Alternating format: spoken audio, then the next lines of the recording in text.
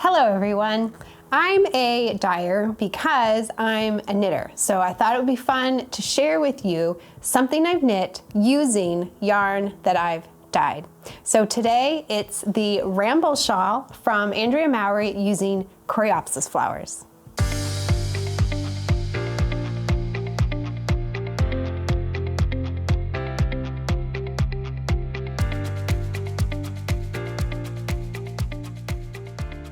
I am an obsessed knitter. That is why I dye all of the yarn that I dye, other than enjoying the process of dyeing the yarn.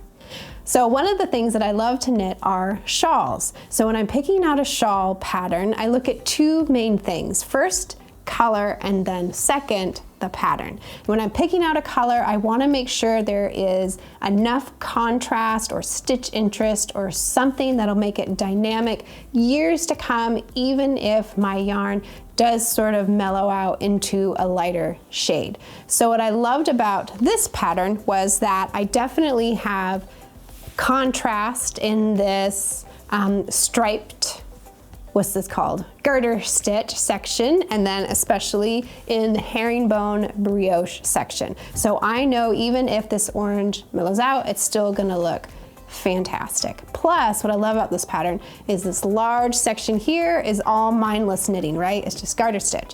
And then here you get to what I called the mindful knitting, which is the herringbone brioche. And actually, when I picked out this pattern, I didn't know how to knit brioche yet, but I didn't let that stop me.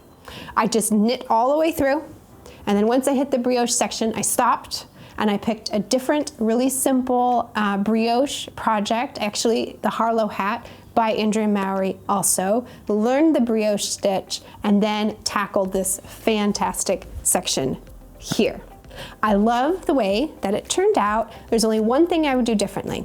So when I dyed the wool, I used a superwash yarn. Now you can do superwash yarn or non-superwash. I've dyed with both. I think they both dye really nicely. What I like about superwash when I'm knitting, especially for shawls, is it has this wonderful drape like this, right? Which is fantastic for a garter stitch section. But with brioche, brioche has this wonderful squish to it that you really lose with the superwash after I blocked it. Even though I blocked it very carefully, it just doesn't have that dynamic, you know, that's something that brioche has.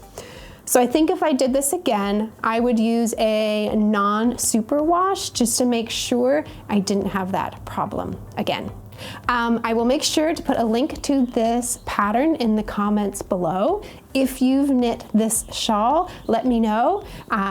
Or if you knit another shawl that you'd like to share, or you just want to chat about knitting, just let me know in the comments. I love to chat. Knitting, dyeing, everything.